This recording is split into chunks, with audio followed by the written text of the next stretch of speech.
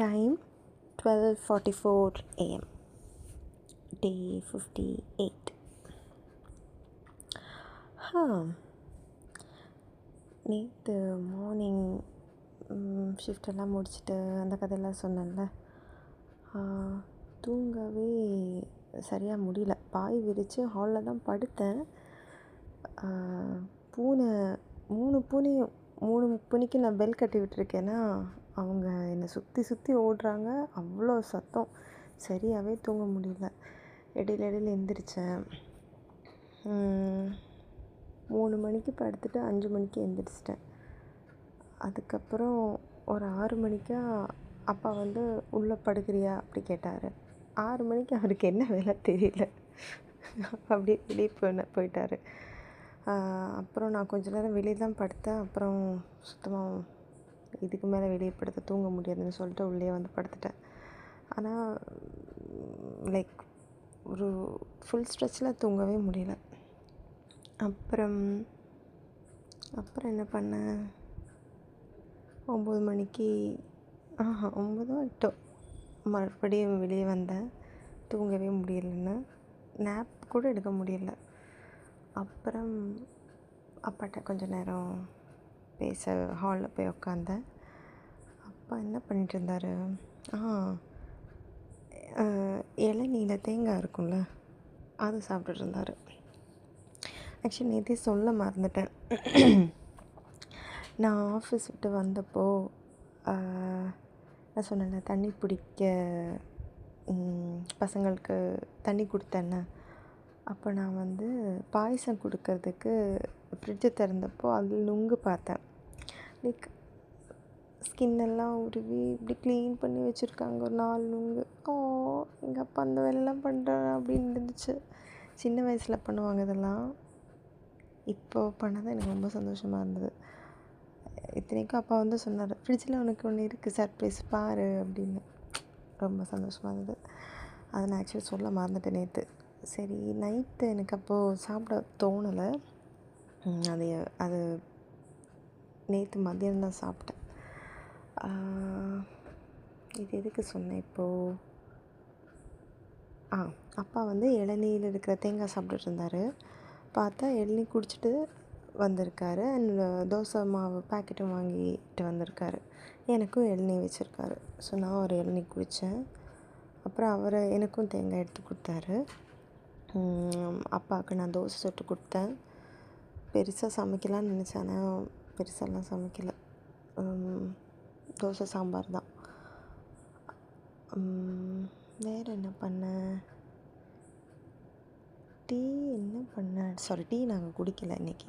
நேற்று நான் இளநீர் குடித்தோம்ல, அதனால் டீ குடிக்கலை.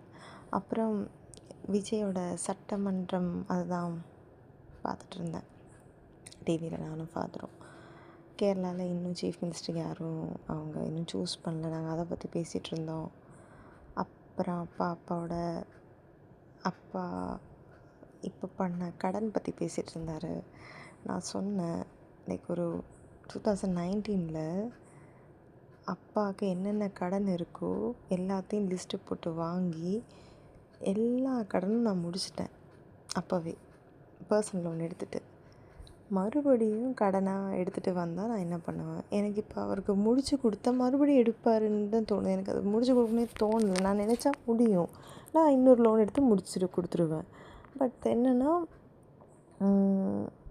ரொம்ப இர்ரெஸ்பான்சிபிளாக இருக்கார் அவர். பண்ணி கொடுக்க நான் இருக்கேங்கிற நம்பிக்கையில் இருக்காரான்னு தெரியல.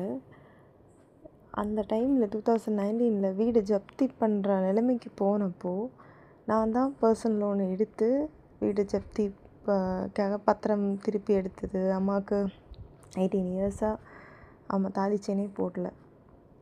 அவங்களுக்கு கோல்டில் 2 சவரன் தாலி செயின் எடுத்து கொடுத்து, அப்பாவுக்கு வண்டி எடுத்து கொடுத்து, அக்காவுக்கு பெருசாக எதுவும் பண்ண முடியல, ட்ரெஸ்ஸு தான் எடுத்து கொடுத்தேன். அந்த டைமில் எனக்கு எதுவுமே பண்ணலனா அப்போது அது இப்போ தான் எனக்கு ஸ்ட்ரைக் ஆகுது இவங்கள பற்றிலாம் பேசினப்போ. பட் நான் ஹாப்பியாக தான் இருக்கேன். எனக்கு எப்போ வேணாலும் நான் பண்ணிப்பேன். அந்த டைமில் எனக்கு வீட்டோட கடன் முடிக்கணும், யாரும் நம்மளை கேள்வி கேட்கக்கூடாது. அப்பாவோட கடன் அப்பாவுக்கு அவுட் சைடு பேங்க் வந்து யார்கிட்டலாம் இந்த 5000 10,000 15 இதெல்லாம் இருக்கும். எல்லாத்தையும் கொடுத்து அன்னைக்கே முடிச்சிட்டேன்.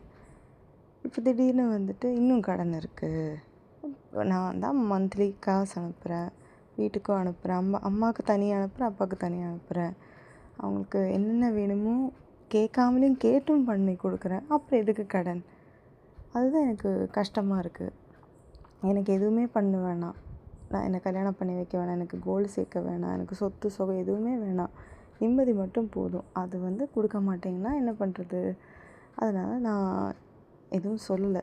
அன்றைக்கி கடன் வாங்கினேன்னு சொன்னப்போ நான் சொன்னேன் என்ன தான் உங்கள் பிளானுன்னு. 1 வருஷத்தில் முடிஞ்சிடும் அப்படி இப்படின்னு எல்லாம் பேசினார். ஏதோ அவர் வந்து இந்த ப்ரோக்கரேஜ் வேலை ஏதோ பண்ணிகிட்ருக்காரு. இடையில அந்த மாதிரியும் பண்ணுவார். இடம் வாங்கி விற்கிறது, இடம் விற்கிற அந்த புரோக்கர், அதில் கமிஷன் வரும் அப்படின்லாம் சொன்னாங்க. அது இன்னும் வரலையான்னு எனக்கு தெரியல. கொஞ்சம் டென்ஷன் ஆச்சு. அப்புறம் விட்டுட்டேன். சரி என்னமோ போட்டோம், வரத்தில் வச்சு பார்த்துக்கலாம். ஏன்னா என்ன சொன்னாலும் கேட்க போகிறதில்ல, ஃபேமிலியாச்சு, வேறு ஆப்ஷன் இல்லைன்னு அப்படியே விட்டுட்டேன். அப்புறம் சரியாக தூங்கவே இல்லையா, நிறைய வேலை வேறு இருந்துச்சா வீட்டில். அதாவது ஒரு வார துணி அவ்வளோ இருந்துச்சு. எல்லாத்தையும் துவைக்க போட்டேன். துணி கீழே இருந்ததும் எடுத்துகிட்டு வந்துட்டேன். அதெல்லாம் மடித்து எடுத்து வைக்கவே டைம் ஆகிடுச்சு. அப்பாவுக்கு மத்தியானம் மீல்ஸ் தான் கொடுத்தேன். நான் காலையில் சாப்பிடல, நான் மத்தியானம் தான் சாப்பிட்டேன். சரியாகவே தூங்கலை. அப்பாவை அந்த மூவி சம்பவம் பார்க்க சொன்னேன். அவர் பார்த்தாரா? அவர் லைக் ஃபுல் கவனமே அவர் செலுத்தலை. அவருக்கு இந்த கடவுள், இந்த கோஸ்ட் இதெல்லாம் நம்பிக்கை இல்லை. இன்ட்ரெஸ்டே இல்லாமல் என்னால் இதெல்லாம் ஒரு படமா அப்படின்னு சொல்லிட்டு தான் பார்த்தாரு. அந்த ஹைப்பே போயிடுச்சு. அதுக்கப்புறம் வேறு என்ன பண்ணோம்? எனக்கு 3 மணிக்கே நிறைய வேலை, ஐ மீன் இந்த ஆஃபீஸ் ஒர்க்கு, அந்த ஸ்கோர் கார்டு க்ரியேஷன், அதுக்கே டைம் ஆகிடுச்சு. லாகின் பண்ணலாம்னு நினச்சேன். லாகின் பண்ண மறந்துட்டேன், ஸ்வைப் பண்ண மறந்துட்டேன். 11:30க்கு தான் ஸ்வைப்பே பண்ணேன் நைட்டு. இன்னைக்கு காலையில் 8 மணி தான் செக் அவுட் பண்ணணும். வேறு வழியே இல்லை, எந்திரிச்சு போய் செக் அவுட் பண்ணணும். வேறு என்ன? ஒரு 4 o'clock அதுவுமா அப்பா வந்து டீ வைக்க போகிறேன்னு சொன்னார். அப்போ நான் சொன்னேன், டீ வைக்க வேணாம், நம்ம வெளியே போய் குடிக்கலாம் அப்படின்னு. நானும் அப்பாவும் ஒரு குட்டி வாக்கு போனோம். டீ டாக்கீஸில் அப்பாவுக்கு ஹேசல்நட் காஃபி வாங்கி கொடுக்கலான்னு எனக்கு ஒரு ஆசை. இன்னும் அவங்க அந்த ஹேசல்நட் காஃபி பவுடர் வாங்கலை. இவங்களெல்லாம் நம்பி நான் ஆளுங்களா கூட்டிகிட்டு வர இவங்க வாங்காமலே வைக்கிறாங்க. அந்த காஃபிக்கு நான் அவ்வளோ பெரிய fan. So sad. Hazelnut coffee powder வீட்டில் இருக்குது, ஆனால் நான் வந்து பால் வாங்க மாட்டேன். அதனால் பால் போட்டு குடிக்காமல் பிளாக் காஃபி தான் குடிப்பேன். ஸோ அங்கே போய்ட்டு அது இல்லையா, அப்பா வந்து மசால் டீ சொன்னார். நான் வந்து ஜிஞ்சர் டீ சொன்னேன். அப்புறம் சீசி மேகின்னு சொன்னேன். அப்புறம் நாங்கள் வெளியே தான் உட்காந்தோம், இதெல்லாமோ பற்றி பேசினோம். அப்பாவுக்கு வந்து இதுக்கு முன்னாடி ஏதோ இந்த ப்ரோக்கரேஜ் வேலை பண்ணப்போ ஏதோ ஒரு வீட்டில் அந்த ஓனருக்கு என்ன பிரச்சனையா, சம்மந்தமே இல்லாமல் இதெல்லாமோ சொன்னார். எனக்கு கொஞ்சம் தான் புரிஞ்சுது. லைக் அந்த வீட்டில் அவங்களுக்கு 2 பையனா, அந்த பையனுக்கு 2 பொண்ணுங்களா, அந்த மாதிரி ஒரு ஹோல் ஃபேமிலி ஹிஸ்ட்ரி சொன்னார். இதில் எனக்கு புரிஞ்சது ஒன்று என்னென்னா, அபுதாபியில் செட்டில் ஆகிருக்காங்க. அவங்க ஒய்ஃப் வந்து பாகிஸ்தானி, ஹஸ்பண்ட் வந்து இந்தியன் ஹிந்து ஹஸ்பண்டு, ஒய்ஃப் வந்து பாகிஸ்தானி கிறிஸ்டியன். ஸோ அவங்களுக்கு வந்து இங்கே வந்து வரணும், இந்தியா வரணும்னு இருக்கு. ஆனால் அவங்களால இமிக்ரேஷன் எதுவும் கிளியர் பண்ண முடியலை. இங்கே ஒரு மரணம் ரீசெண்டாக நடந்துச்சு அவங்க ஃபேமிலியில். அப்போ கூட அவங்களால வர முடியல. இங்கே தான் சொத்து சுகம் எல்லாமே இருக்குது. பட் இவங்க லீகலி மேரேஜ் பண்ணது வந்து அபுதாபிலையா. ஸோ இதுக்கு என்ன பண்ணலாம் அப்படின்னு என்கிட்ட கேட்டார். இந்த அளவுக்கு இந்த விஷயத்தில் எனக்கு நாலேஜ் இல்லை. ஸோ ChatGPT கேளுங்கன்னு சொல்லிட்டு அப்பாவுக்கு ChatGPT ஆன் பண்ணி விட்டுட்டேன். அது கொஞ்சம் டிஸ்கஸ் பண்ணோம். அப்புறம் நிறைய ஸ்னாப் எடுத்தேன். அப்பா கூட டேட் அப்படின்னு சின்னதாக ஒரு சந்தோஷம். அப்பா வந்து மேகிக்கு அழுன்னு சொன்னார் ஃபஸ்ட்டு. பட் நான் சாப்பிடும்போது அப்பாவும் ஸ்பூன் எடுத்து சாப்பிட்டே இருந்தார். எனக்கு ரொம்ப சந்தோஷமாக இருந்தது. அதுக்கப்புறம் வேறு என்ன நடந்தது? அப்புறம் நாங்கள் வாக்கு போய் திரும்ப வீட்டுக்கே வந்துட்டோம். நல்லா காற்றா இருந்துச்சு. ஸோ நான் வந்து ஸ்டெப்பிலே உட்கார சொன்னேன் அப்பாவை. நானும் உட்காந்தேன். கொஞ்சம் நேரம் அங்கே உட்காந்து பேசினோம். அப்புறம் நான் மறுபடியும் ஒர்க் பண்ண ஆரம்பித்தேன். 2 லேப்டாப்பு, பர்சனல் லேப்டாப்பும் ஆஃபீஸ் லேப்டாப்பில் சில கோட்ஸ் வந்து இதில் பர்சனல் லேப்டாப்பில் தான் என்னால் பண்ண முடியுது. அப்போ அதையும் பண்ணி காற்று வாங்கி அப்படியே உட்காந்துட்டு இருந்தேன். வேறு என்ன பண்ணேன்? வேறொரு மிகப்பெரிய ஃபன் ஒன்று நடந்துச்சு. என்னோடய அன்புள்ள சிஸ்டர் வந்து அவங்க பாஸ்போர்ட் சைஸ் ஃபோட்டோ எனக்கு அனுப்புனாங்க. செம்ம ஃபன்னியாக இருந்துச்சு. அவள் ஃபேஸ் மாதிரியே இல்லை. தானே அப்படின்னு அனுப்புனேன். அதுக்கு சிரிக்கிற ஸ்மைலி போட்டுட்டு, அப்போது அதெல்லாம் இல்லை, ஏன் அப்படி இருக்கா அப்படின்னு அவள் எனக்கு திருப்பி அனுப்புனான். அப்போ நான் சொன்னேன், இந்த ஃபோட்டோ இதோட பாஸ்போர்ட் சைஸ் ஃபோட்டோ என்கிட்ட இருக்குது. உன்னோட ஃபேஸ் மாதிரி இல்லை, அது லிப்ஸ் ஒரு மாதிரி இருக்குது, சீக்ஸ் ஒரு மாதிரியாக இருக்குது, ஒன்றை மாதிரியே இல்லை அப்படின்னேன். உண்மையிலே ரொம்ப அழகாக இருப்பாள். எதுக்கு வைக்கிறான்னு எனக்கு தெரியல. யூஸ் பண்ணலான்னு தெரியல. அப்புறம் வந்து அவளுக்கு இப்போ ரொம்ப தேவையா பாஸ்போர்ட் சைஸ் ஃபோட்டோ. அவகிட்ட இருக்கிற ஃபோட்டோ வந்து 5 years பேக் எடுத்ததான். அதனால் புதுசாக ஃபோட்டோ வேணும், ஏதாவது பண்ணி கொடு, ஏதாவது மாடிஃபை பண்ண முடியுமா இது அப்படின்னா. நான் சொன்னேன், நீ அழகாக தானே இருக்க, நான் நினச்சா இப்போ ஒரு பாஸ்போர்ட் சைஸ் ஃபோட்டோ எடுக்க முடியும், எதுக்கு இப்படி பண்ணுற அப்படின்னு. மேடம் கேட்கல, உண்மையும் சொல்லலை, போய் சொன்னது மாட்டினதை வந்து அழகாக ஹைட் பண்ணுற மாதிரி பண்ணேன். ஆனால் நான் வந்து அறிவாளி, நான் வந்து கண்டுபிடிச்சிட்டேன்.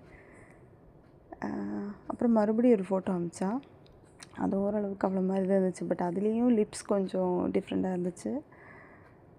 மேடம் கிளவராக ஒன்று பண்ண என்ன தெரியுமா, அந்த ஃபோட்டோ டிலீட் பண்ணிட்டா. Generated photo. நான் வந்து ஸ்டிக்கர் போடலான்னு நினச்சேன். அதுக்கப்புறமா வேலையில் இருக்கனால மறந்துட்டேன். அப்பாவுக்கும் காமிச்சேன். அப்பாவும் ஒரே சிரிப்பு. அன்ஃபார்ச்சுனேட்லி அந்த ஃபோட்டோ ரிட்ரீவே பண்ண முடியல. தலைகீழாக இன்னும் பார்த்துட்டேன். மெசேஜ் டிலீட் பண்ணதால் எங்கேயுமே இன்டர்னல் ஸ்டோரேஜ்லேயும் இல்லை, கூகுள் ஃபோட்டோஸ்லேயும் இல்லை. ஒரு மீம் கண்டென்ட்டை மிஸ் பண்ணிட்டேன். அதுக்கப்புறம் சரி ஒரு ட்ரை பண்ணி பார்க்கலாம் அப்படின்னு வாட்ஸ்அப் இன்ஸ்டால் பண்ணி பார்த்தேன். மேபி பேக்கப்பில் ஃபோட்டோ கிடச்சா நல்லாயிருக்குன்னு பார்த்தா அது காலையில் 6 மணிக்கு தான் பேக்கப்பே ஆகிருக்கு. காலையிலேருந்து நைட்டு 11 o'clock வரைக்கும் என்னென்ன மெசேஜ் இருந்தோ ஒன்றுமே இல்லை யாரோட சேட்லேயும். ரொம்ப கஷ்டமாயிடுச்சு. வாட்ஸ்அப் என்ன எப்படி சொல்கிறது, ரொம்ப தளர்த்தி, எனக்கு அதனோட தமிழ் வார்த்தை தெரியல, டிஸப்பாயிண்டட். இல்லாட்டி ஆனால் எப்படி சொல்கிறது, தேவையில்லாத ஃபோட்டோஸ் வீடியோஸ் எல்லாம் வந்து ஃபோனில் ஸ்டோர் ஆகும். இது போய் கிடைக்காம போச்சேன்னு ரொம்ப வருத்தப்பட்டேன். வேறு என்னாச்சு? அதுக்கப்புறம் ஒரு 9 வந்து ஃபாதரை ஷோலிங்கரில் ட்ராப் பண்ணேன். அவரை பஸ் ஏற்றி விட்டேன். ரொம்ப அப்பா வந்துட்டு போனப்போ என்னென்னமோ எனக்கு ஒரு பேக்கேஜ் இருந்தது போன மாதிரி இருக்குது. ஆக்சுவலி நேற்று கூட ஒருத்தங்க இந்த அத்தி சொன்னேன்ல, அவங்க வந்து சொல்லியிருந்தாங்க, பாசத்துக்காக ரொம்ப ஏங்குற பர்சன் நீங்கள், அதான் யார் கொடுத்தாலும் அப்படியே அதை வேல்யூ பண்ணுறீங்க, அந்த மாதிரி ஏதோ சொன்னாங்க. எனக்கு அது சரின்னு தான் தோணுச்சு. வேல்யூ பண்ணுறேன் தான், இல்லைன்னு சொல்ல. ஏன்னா அவங்க சைட்லேருந்து நான் என்ன தான் யோசிக்கிறேன், நான் ஒருத்தருக்கு பாசம், லவ் அண்ட் கேர் கொடுக்கும்போது எவ்வளோ எஃபோர்ட் போட்டு கொடுக்குறேன், எவ்வளோ வேல்யூபிளாக அந்த பர்சனை நினைக்கிறேன், அந்த டைம், அது எல்லாமே. ஆனால் அது திருப்பி வராதப்போ, லைக் ஃபஸ்ட்டெல்லாம் பண்ணிட்டு திடீர்னு அது கிடைக்காதப்போ ஒரு மாதிரியாக இருக்குது. அதெல்லாம் பற்றி யோசிச்சுட்டு இருந்தேன். ஃபாதர் வந்துட்டு போனப்போ எனக்கு அந்த ஓவர் திங்கிங் எல்லாம் போயிடுச்சு. கொஞ்சம் கவலையாக இருந்துச்சு. கொஞ்சம் லைக் வீட்டில் எப்போவுமே யாரும் இருக்க மாட்டாங்க, நானே பூனைங்களும் மட்டும்தான். திடீர்னு ஒருத்தங்க வந்து ஒரு நாள் மட்டும் இருந்து போனதால ஒரு மாதிரி இருந்துச்சு. பட் ஓகே, கொஞ்ச நேரம் அதை ஃபாதர் கூட ஸ்பெண்ட் பண்ணேன், அவ்வளோதான். பாதி நேரம் சார் டிவி பார்த்துட்டு சைக்கிள் ஓட்டிகிட்டு ஊர் சுற்றிட்டு தான் இருந்தாங்க. வீட்லேயும் மொபைல் நோண்டிட்டு தான் இருந்தார். பட் எங்களோட அந்த டீ குடிக்கிற டைம், அப்புறம் ஸ்டெப்பில் உட்காந்தது, அதெல்லாம் நல்லா தான் இருந்துச்சு. அப்பாவுக்கு போகும்போது எங்கள் பழக்கடையில் ஆப்பிள் பார்த்துட்டே இருந்தார்.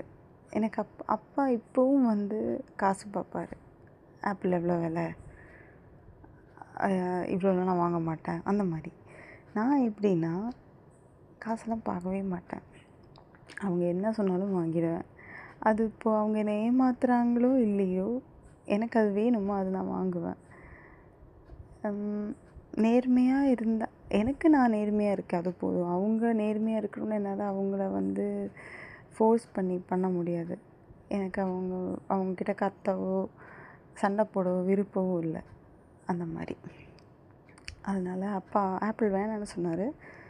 நான் வந்து நானே வாங்கி தரேன் போய் வாங்கினேன். 4 ஆப்பிள் வாங்கி தரேன்னா, இதில் 2 போதும், இதே 100 ரூபா அப்படி இப்படின்னு ரொம்ப கத்துனார்.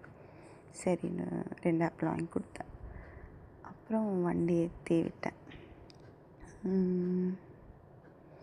மனு நைட்டு கால் பண்ணால், தூக்க கலக்கத்தில் நான் எடுக்கலை. திருப்பி கால் பண்ணோம், இப்போ தான் ஞாபகம் வந்துச்சு. ஓகே, ரோபிக்கு மிஸ் கால் கொடுத்தேன். அவள் திருப்பி கால் பண்ணாள் கொஞ்ச நேரத்துக்கு அப்புறம். அப்போ அப்பா கிட்ட பேச வச்சேன். மேடம் சொல்லியிருக்காங்க, என்ன ஃப்ளவர் கிட்ட பேச மாட்டாங்களாம். சரி, நீங்கள் பேசவே தேவையில்லை, ரொம்ப சந்தோஷம்னு விட்டுட்டேன். அப்புறம் இன்னும் கொஞ்சம் நேரத்துக்கு அப்புறம் எனக்கு மிஸ் கால் பண்ணால் நான் நேராக ஃபாதர்கிட்ட போய் ஃபோன் கொடுத்துட்டேன். என்கிட்ட பேசணும்னு நினச்சிருப்பா. அப்புறம் நைட் ஏதோ மெசேஜ் அனுப்புனா, நான் வந்து என்னமோ தெரியல, அவ்வளோ கோவம் இருந்துச்சு. இப்போ எல்லாம் போயிடுச்சு. பாதி எதுக்கு கோவப்பட்டேன்னு நான் அப்போ மறந்துட்டேன். அண்ட் வந்து அது எனக்கு எப்படி சொல்கிறது, அது என்ன ஒரு குவாலிட்டி, சீக்கிரம் மறந்துடுவேன். அட் த சேம் டைம் அந்த பழைய பாண்டுக்கே போயிடுவேன். அப்படி அவள் ஏதோ மெசேஜ் அனுப்புனாலா, அவள் ரொம்ப நாளைக்கு முன்னாடி இந்த வீட்டில் குளிச்சுட்டு என்னோடய நைட்டி கொடுத்துருந்தேன். அது போட்டு வெளியே வர மாதிரி ஒரு பாத்ரூம் திறந்து வெளியே வரும்போது வீடியோ எடுத்திருந்தேன். செம்ம ஃபன்னாக இருக்கும். அது அவளுக்கு அனுப்புனேன். மேடம் வந்து திருப்பி இதெல்லாமோ அனுப்புனேன், சம்மந்தமே இல்லை. நான் ஒன்று அனுப்புனேன், அவள் ஒன்று அனுப்புனா. அப்புறம் நான் அவளை ரொம்ப மிஸ் பண்ணுற மாதிரி இருக்கான், ரொம்ப மிஸ் பண்ணாதீங்க, ஃபன்னியாக இருக்குது அப்படின்னா. வேறு ஏதோ அனுப்புனாலே, ஏதோ கேம் ஏதோ பண்ணா போல், எனக்கு கரெக்டாக தெரியல அது எப்படி சொல்கிறதுன்னு. அது மாதிரி ஒரு ஃபோட்டோ அனுப்புனா. அப்புறம் ஒரு மாடு வந்து லேப்டாப்பில் வேலை செய்கிற மாதிரி ஒரு ஃபோட்டோ அனுப்புனா. அது நானா? அப்போ நான் அவளோட வீடியோவில் வந்து ஸ்டிக்கர் ஆக்கினேன், அதை அவளுக்கே அனுப்பிட்டேன். நல்லா இருந்துச்சு, ஒரு மன திருப்தி இருந்துச்சு. அதுக்கப்புறம் ஸ்ரவன் வந்து மெசேஜ் அனுப்பியிருந்தாங்க. அவங்க வந்து இந்த சிவாவுக்கு ப்ராப்பர்ட்டி பார்க்கறதுக்கு அந்த 2-3 லிங்க் அனுப்புனாங்க.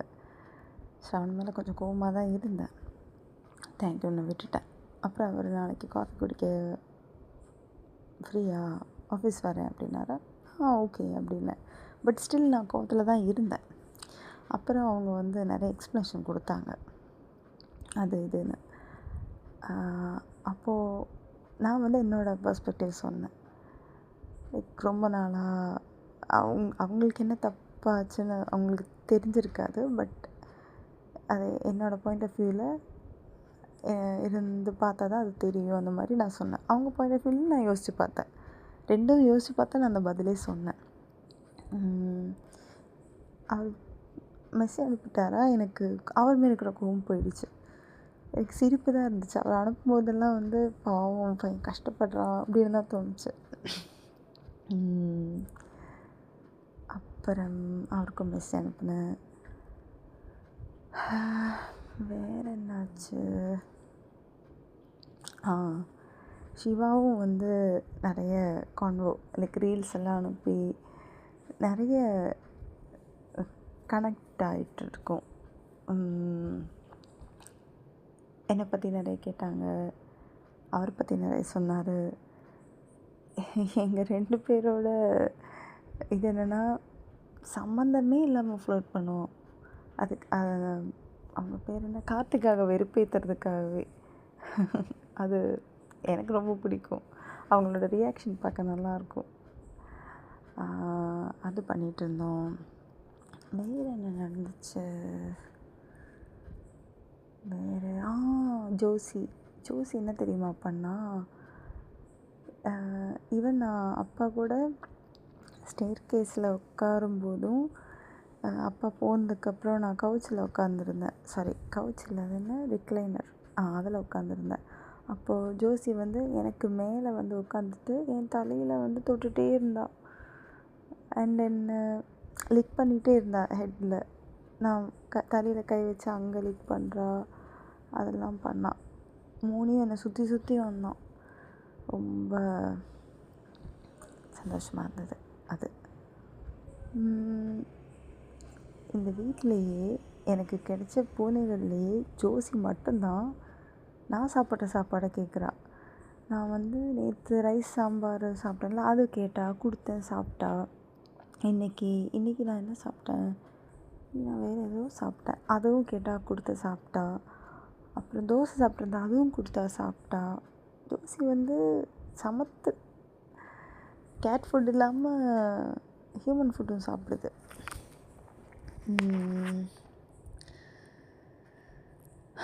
வேறு என்ன, ஐயோ நாளைக்கு ஆஃபீஸ் போகணும். இன்றைக்கி ஆஃபீஸ் போகணும். அது ஒரு பெரிய டாஸ்க்கு. இன்றைக்காவது பஸ்ஸில் போகணுன்னு இருக்குது, பார்ப்போம். வேறு என்ன, குப்பையெல்லாம் வச்சுட்டேன், வீடெல்லாம் சுத்தம் பண்ணிட்டேன். இன்னும் ஸ்கோர் கார்டு நிறைய அப்டேட் பண்ண வேண்டியதாக இருக்குது. ஆனால் ஹரி ரிக்குவயர்மெண்ட்ஸ் இன்னும் அனுப்பணும், அதுக்கப்புறம் தான் பண்ண முடியும். இன்றைக்காவது கொஞ்சம் நல்லா தூங்கணும். தூங்காமல் ஒரு மாதிரியாக இருக்குது. அவ்வளோதான்.